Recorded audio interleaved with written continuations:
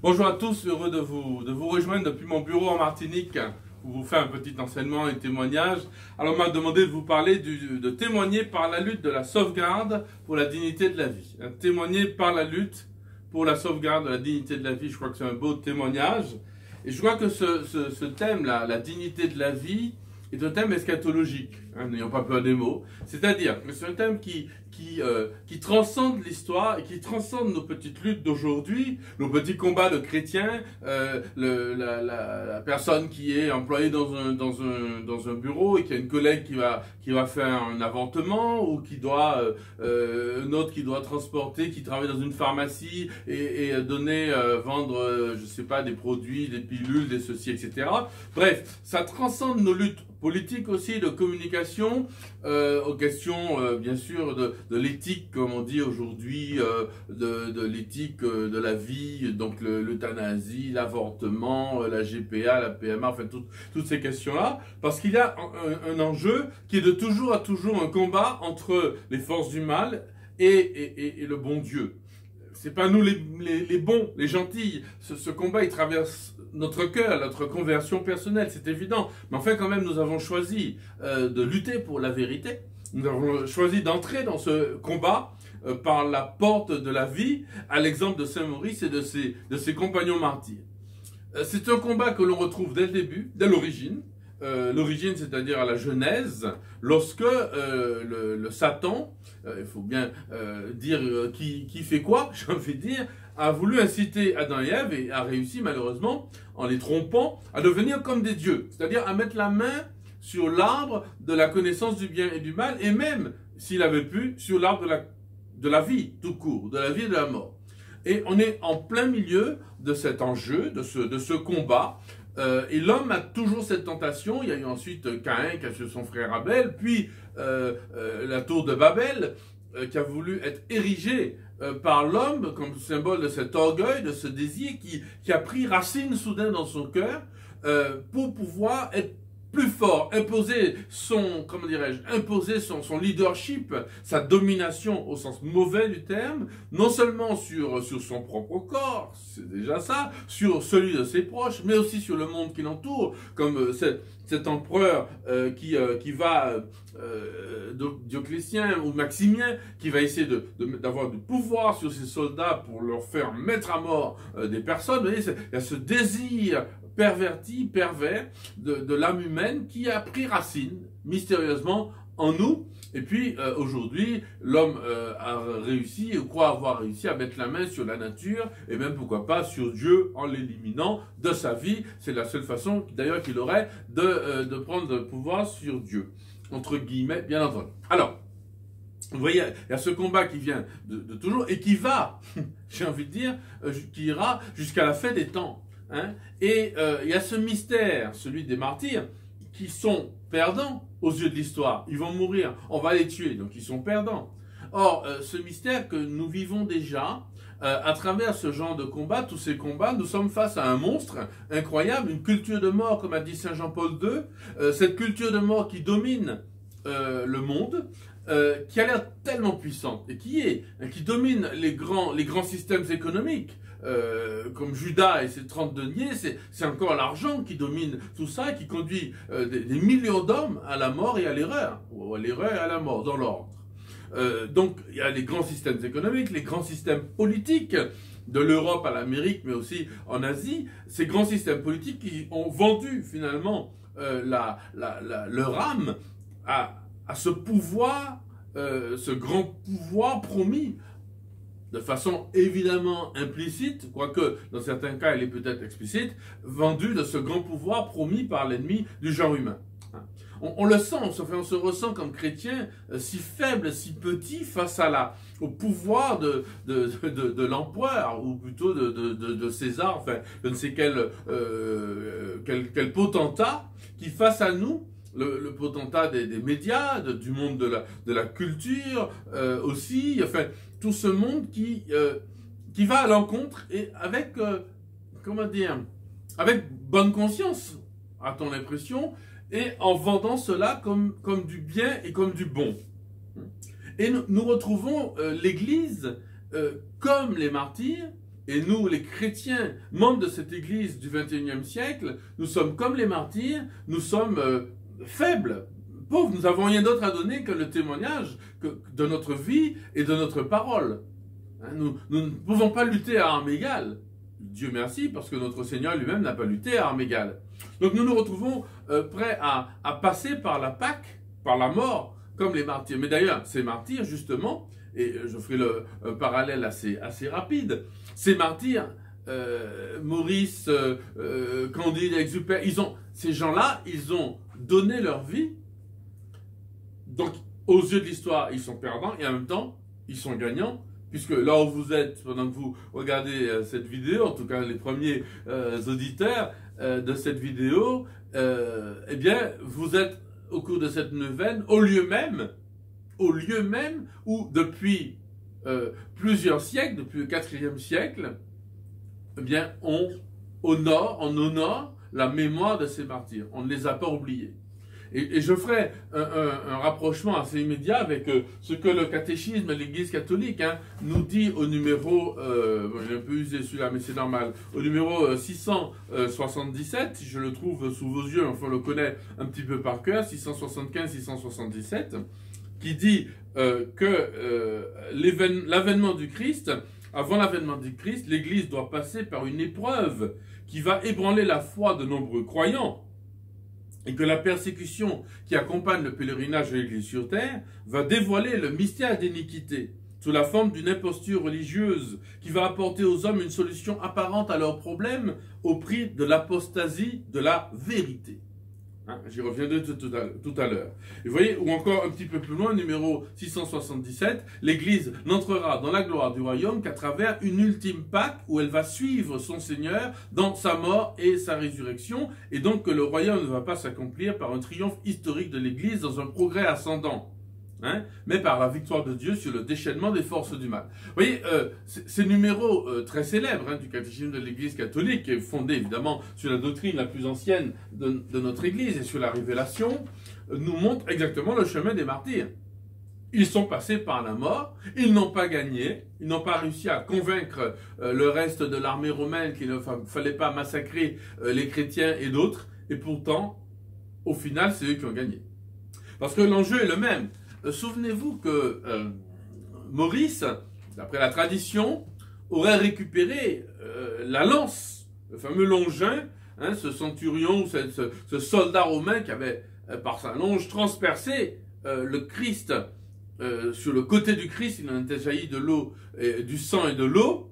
Eh bien, cette lance a donc été récupérée par Maurice, ce soldat thébain, et qui va, ce soldat romain, c'est connu donc certainement pour ses qualités de soldat, il était lui-même le leader de sa légion, et voilà qu'il va garder comme un trésor cet objet qui a touché de la façon la plus physique l'amour du Christ, c'est-à-dire le cœur transpercé, celui que l'on retrouve avec Sainte Marguerite Marie à la coque, qui dit: voici le cœur qui a tant aimé le monde, qui a été transpercé. Voilà, donc des foules entières à Paris-le-Monial vont pour toucher ce cœur. Et bien lui, des siècles avant, avait cet objet qui avait touché le cœur du Christ, et donc lui-même a été transpercé par l'amour. Et il va être transpercé par amour. Vous voyez, quand on dit témoigner par la lutte pour la sauvegarde, eh bien, c'est la lutte elle-même, sa résistance si vous préférez, parce qu'il faudra comprendre que les chrétiens comprennent aujourd'hui qu'ils doivent entrer à résistance. Eh bien, cette résistance des chrétiens est un témoignage et le même acte que le Christ qui est transpercé par cette lance sur le côté. Donc l'exemple des martyrs est celui qui est plus qu'opportun. On m'a écrit, lorsqu'on m'a demandé de vous faire ce petit enseignement, en me disant de voir à quel point le témoignage de Saint Maurice et de ses compagnons est encore d'actualité, mais il est d'actualité parce qu'il touche cette dimension eschatologique de nos luttes actuelles, dans tous les détails. J'y reviendrai à la fin de l'enseignement, j'espère, dans les détails de notre vie. Il touche la grande lutte, le grand combat Et c'est un exemple éminent, extraordinaire, un très bel exemple de ce que Dieu donne comme victoire à son peuple, et la victoire qu'il remporte par amour pour le monde. Parce que l'enjeu, c'était quoi? La conversion de l'armée romaine. Et cette armée romaine s'est convertie. Et l'Empire s'est converti. L'Empire qui paraissait inébranlable pour les quelques dizaines de chrétiens au temps de Jésus, et même peut-être au temps de Maurice, quelques centaines, allez. Eh bien, l'Empire a été ébranlé par la foi. Le sang des martyrs a été semence de chrétiens, comme dit saint Irénée. Eh bien, notre témoignage, qui est encore un martyr, quel qu'il soit, hein, ne peut que porter du fruit. Il suffit, si j'ose dire, que nous puissions le donner. Alors, devant nous, deux dangers, deux ennemis, deux démons, si vous préférez, qui sont les mêmes. Il faut bien les diagnostiquer pour apporter un bon remède. Le premier danger, le premier ennemi, c'est l'ignorance, hein, l'ignorance populaire. Les hommes et les femmes de nos jours sont étouffés sous un édredon médiatique avec des armes de distraction massive que sont les médias. Hein. Les hommes et les femmes de nos jours sont complètement étouffés. Ils n'ont pas la notion, le désir, ils n'ont pas la force de connaître la révélation qui est celle d'aujourd'hui. Cette ignorance donc du peuple, du monde entier, de la culture populaire, a été étouffée avec toutes sortes de, comment dirais-je, d'informations inutiles, de paroles inutiles, comme on aime bien dire chez nous. Et donc les gens ne prennent pas le temps de réfléchir, abreuvés par une quantité immense d'informations futiles. Ils n'ont pas le temps de réfléchir à l'essentiel, et donc le monde peut être très manipulé. Et nous avons la grâce, nous les chrétiens, d'avoir l'enseignement de l'Église, un enseignement clairvoyant, qui peut paraître impopulaire, justement, pour le coup, impopulaire face à ce que l'on dit, et qui pourtant est un enseignement de la vérité qui rend libre, et qui peut, seule elle, rendre le bonheur. Parce que le drame, c'est que les grandes théories de ce monde, si elles avaient conduit à un bonheur total dans la sexualité, dans la vie des couples, dans l'amour, dans la fraternité, dans la vie politique, si ce bonheur était à la clé, ben, du coup, nous, les chrétiens, on rabaisserait notre caquet, j'ai envie de dire. Mais on n'a jamais eu autant autorité, nous, à parler, parce que nous voyons le résultat de la permissivité et de cette ignorance totale dans laquelle on laisse les hommes par rapport à la vérité.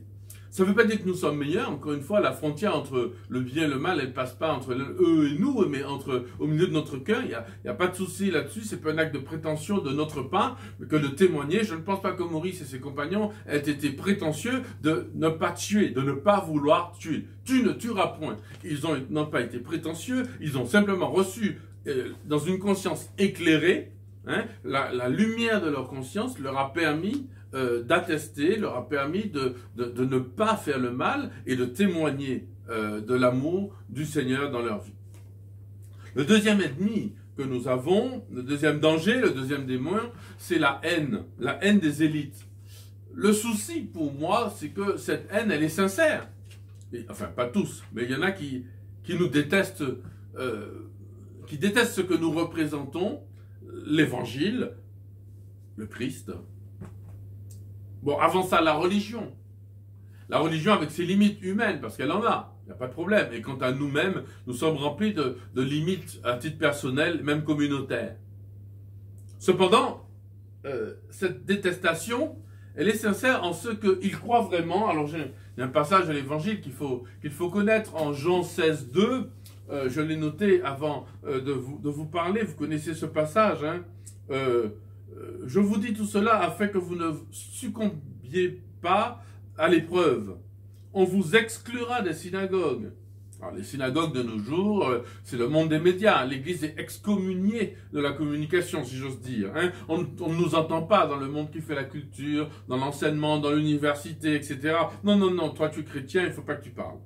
Donc, on vous exclura. La synagogue, d'ailleurs, c'était le lieu où on se met ensemble, c'est mot à mot l'étymologie, être ensemble pour apprendre. Donc, le lieu qui communique par excellence. On vous exclura, bien plus l'heure vient où celui qui vous fera périr aura le sentiment de faire le bien, de présenter un sacrifice à Dieu. Ils agiront ainsi pour n'avoir connu ni le Père ni moi, etc.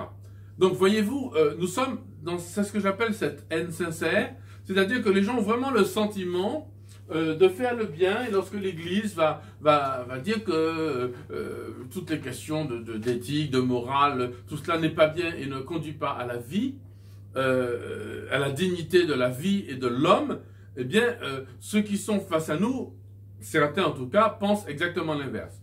Je crois quand même, je me laisse aller, que quelques-uns des grands penseurs ou des grands instigateurs, des grands influenceurs invisibles, savent très bien où tout cela mène, et avec cynisme et cupidité, pour des questions d'argent, n'ont aucun scrupule à conduire des hommes, des générations entières, vers la mort, vers la déchéance, vers le rejet, etc. Hein, vers le malheur, en un mot.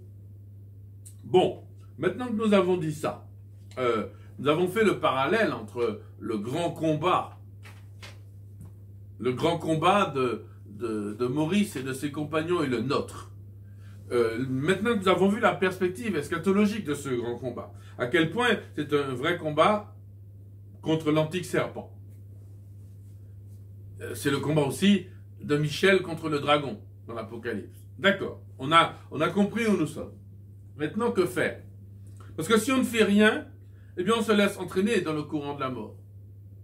Si le chrétien se tait, il risque de faire ce qu'on appelle un péché par omission. Hein. Il arrive devant Dieu, puis Dieu lui pose des questions. Et puis, il dira, ben, bon, je savais, mais tu sais, moi, je me suis contenté de dire mon chapelet, de prier et d'ouvrir ma Bible. C'est déjà pas mal de prier, parce que la prière, elle a un poids sur le cœur de Dieu. Mais si elle est une fuite pour le chrétien, et je ne crois pas qu'elle n'ait jamais été une fuite, ni pour les moines ou les moniales, ou même les chartreux ou les ermites les plus reculés. Au contraire, la prière, rappelons-nous Antoine le Grand et certainement les pères de cette abbaye, quand il part, Antoine, le premier moine, le père des moines, c'est pour lutter contre le démon. C'est certainement pas pour fuir le combat. Mais que faire pour nous? Pour ne pas faire ce péché par omission qui serait une fuite, ou dans la médiocrité que l'on propose à beaucoup de jeunes chrétiens d'ailleurs. Voilà, tu es un bon chrétien, tu mènes ta petite vie, tu te poses pas de questions, tu te mêles pas de tout ça. Bon, certains n'ont pas la force de faire mieux, mais quand même, lorsque le combat est là, ben, il faut lutter. Donc la lutte est au centre de notre réponse, de notre témoignage pour la sauvegarde de la dignité de la vie.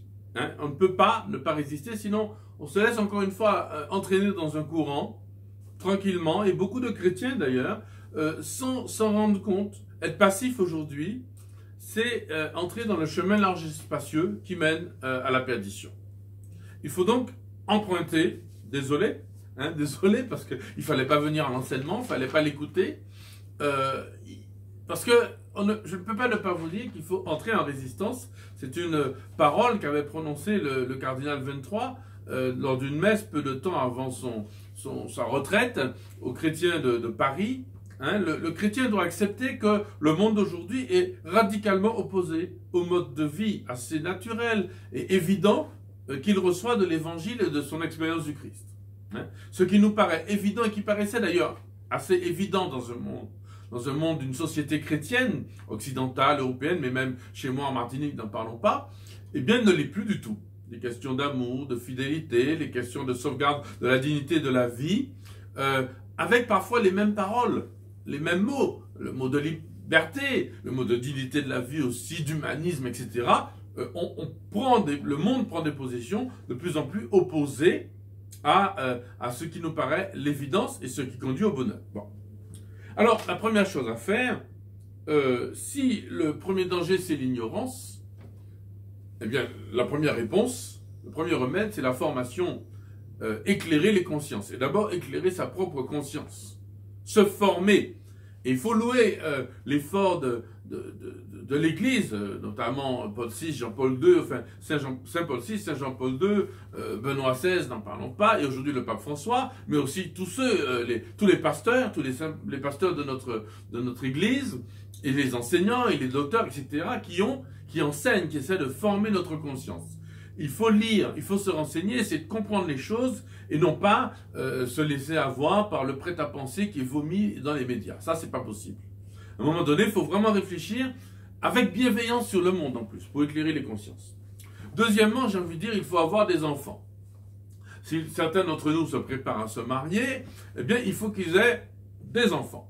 Et ne pas se limiter à avoir un enfant, deux enfants. Si c'est possible d'en avoir plus, il faut en avoir plus. Je dis bien si c'est possible. Voilà. Je crois que l'une des meilleures façons pour le monde de détourner, notamment des chrétiens, c'est de les convaincre une fois que, voilà, d'avoir cette politique no kids, hein, qui existe, un no kid, c'est-à-dire que les enfants, ça détruit la planète, ça empêche le couple de vivre ensemble, ça coûte de l'argent, donc voilà. Et ça, c'est un raisonnement hyper égoïste, hein, donc avoir des enfants, tout simplement, c'est déjà un acte hyper militant, ça suffit pour arriver au ciel.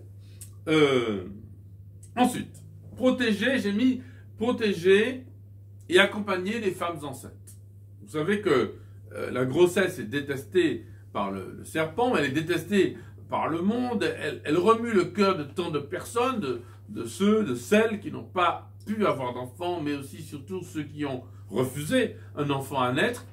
Et donc, toute grossesse est vécue par ce monde, parfois, comme pas toutes, mais beaucoup, voilà, comme une violence. Alors d'autres sont très attendues et même fabriquées. Bon, ben, il n'y a aucun jugement pour des personnes dans ce que je dis, mais simplement, le chrétien est d'abord celui qui protège toute grossesse, quelles que soient les circonstances, et qui accueille avec joie l'enfant à naître. Et qui va protéger, si ce n'est pas le tien, si ce n'est pas elle-même ou lui-même qui le porte, mais protéger celle qui porte cette vie. Voilà, je pense que c'est important d'entrer. Ensuite, on va rentrer dans des actes un peu plus militants.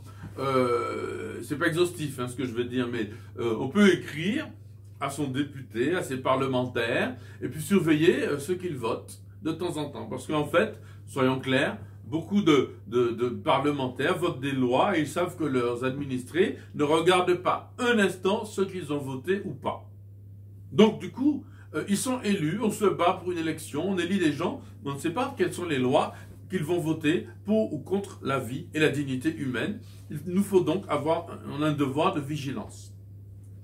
J'ai pas numéroté, mais je dirais quatrièmement ou cinquièmement, manifester. Ah oui, ben ça, là pour le coup, c'est devenir martyr aujourd'hui. Hein. Certains évêques, en France en particulier, l'ont payé très cher. Des chrétiens aussi, d'aller manifester pour la vie, hein, des scientifiques, des professeurs, etc. Ils ont payé parfois de leur emploi, de leur réputation. Oui, allez avoir le courage. Aujourd'hui, nous sommes dans le règne des réseaux sociaux. Ben, il faut qu'il y ait des chrétiens assez intelligents pour faire de bonnes, comment dirais-je, de bons produits médiatiques. On peut faire ça comme je le fais à l'instant avec un simple portable. Je ne suis pas forcément le plus doué pour le faire ou le plus qualifié, mais ça passe peut-être mieux quand des jeunes ou des moins jeunes savent utiliser les médias, les moyens comme les autres. Il n'y a pas de problème, on ne va pas critiquer les autres. Ils ont raison de le faire après tout. À nous de le faire, à nous d'être courageux.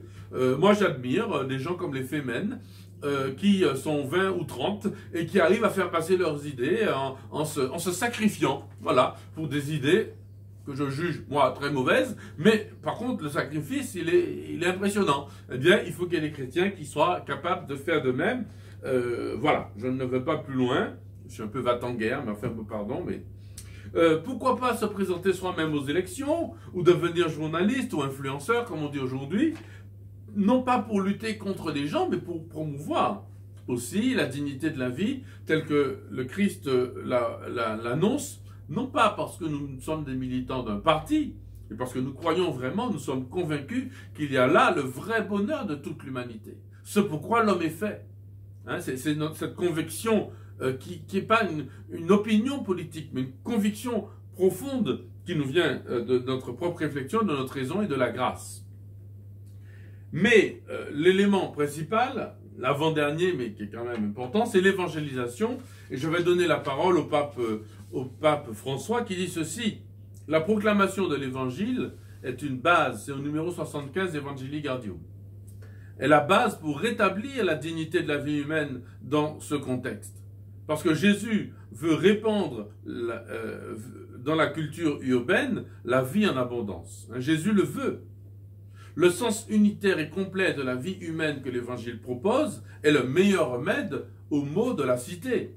Je reprends, le sens unitaire et complet de la vie humaine que l'Évangile propose est le meilleur et même le seul remède à tous les problèmes. Et si nous sommes convaincus de cela, il faut évangéliser. Évangéliser au soleil, sous la pluie, à midi ou à minuit. Le Seigneur Jésus nous a dit d'évangéliser. C'est la chanson pour la fin. Ensuite, deuxième élément que le pape nous dit au numéro 75 d'Evangelii Gaudium, vivre, écoutez ça, vivre jusqu'au bout ce qui est humain, donc non seulement l'évangélisation, mais une évangélisation verbo et exemplo, par la parole et par le mode de vie. Vivre ce qui est humain, s'introduire au cœur des défis et non pas biaiser, passer à côté. Comme ferment de témoignage dans n'importe quelle culture, c'est ce qu'a fait Maurice. Dans la culture de l'armée romaine qui devait être sauvage et barbare au possible, en tout cas sanguinaire, eh bien, il a vécu l'évangile et son témoignage, le sang qu'il a versé pour le Christ et pour la vérité, pour la vie, a été semence de conversion. Donc je reprends ce que dit le pape. Vivre jusqu'au bout ce qui est humain, s'introduire au cœur des défis comme ferment de témoignage dans n'importe quelle culture, dans n'importe quelle société, perfectionne le chrétien, donc déjà pour nous perfectionner, et va féconder la société tout entière. Donc très intéressant témoignage. Voilà le dernier mot un peu de ce que j'ai à vous dire. Évidemment, le dernier mot, eh bien, c'est celui de Maurice. Eh bien, il faut donner sa vie, tout simplement, dans la douceur, la bienveillance et l'amour du Christ. Merci à tous, que le Seigneur vous bénisse et qu'il soit avec vous. Bonne neuvaine et bonne fête de Saint Maurice et de ses compagnons martyrs.